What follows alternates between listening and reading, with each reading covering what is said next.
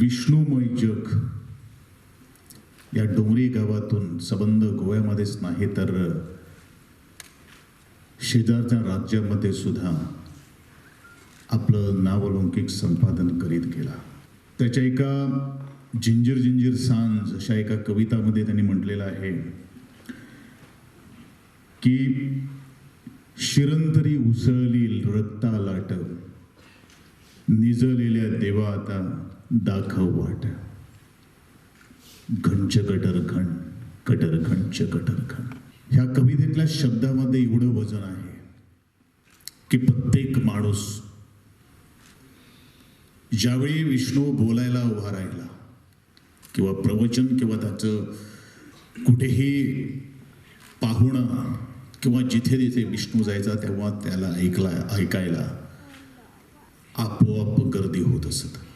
पण त्या गर्दीत प्रत्येक प्रेक्षक वर्गाला किंवा रसिक जनांना सर्दी नाही होणार याची जबाबदारी तो आपल्या खांद्यावर पेलत पेलत सर्वांना आपल्या हृदयामध्ये जागा करून देत देत सर्वांना आपलंसं करणारा विष्णू. आणि आज ह्या 55व्या वर्षाव्या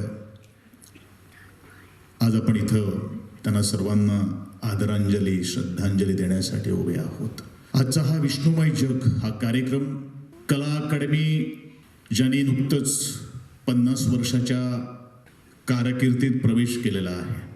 उद्घाटन झाल्यानंतर हा दुसरा तसा कार्यक्रम आहे. खरं म्हणजे आजपासून ह्या कार्यक्रमाची सुरुवात होत आहे.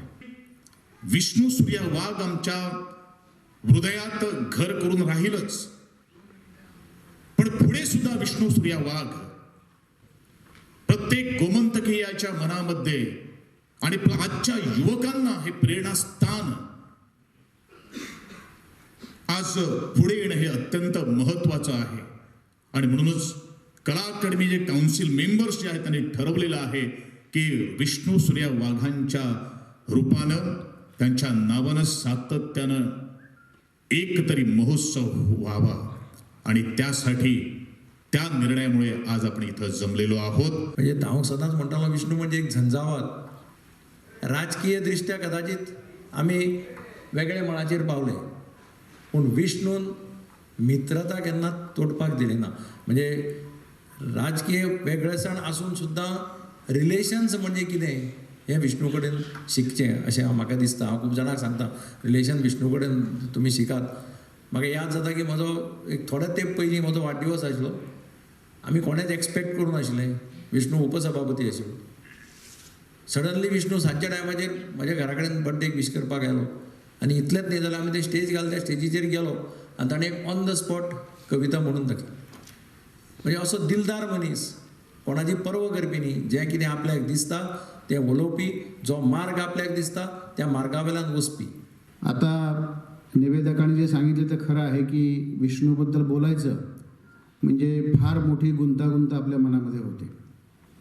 कारण एखादं व्यक्तिमत्व असं असतं की आपण सहजपणे त्याचं 10-12 वाक्यामध्ये वर्णन करू शकतो.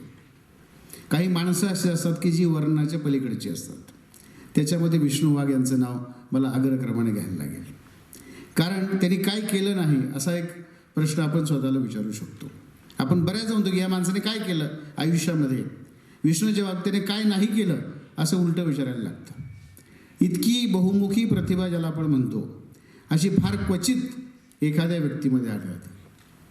आणि केवळ साहित्य नव्हे तर नाटकामध्ये त्यांनी संचार केला, राजकारणामध्ये केला. त्यांची प्रवचनंसुद्धा मी ऐकलेली आहेत, त्यांची व्याख्यानं ऐकलेली आहेत. त्यांच्यातलं वक्तृत्व, त्यांच्यातला माणूस ज्याला आपण जिंदादिल मनुष्य म्हणू शकतो, त्यांच्यातला कवी लेखक, म्हणजे आपण काय त्याचं वर्णन करावं असा निश्चितपणे संभ्रम माझ्यासारख्याला निर्माण होऊ शकतो.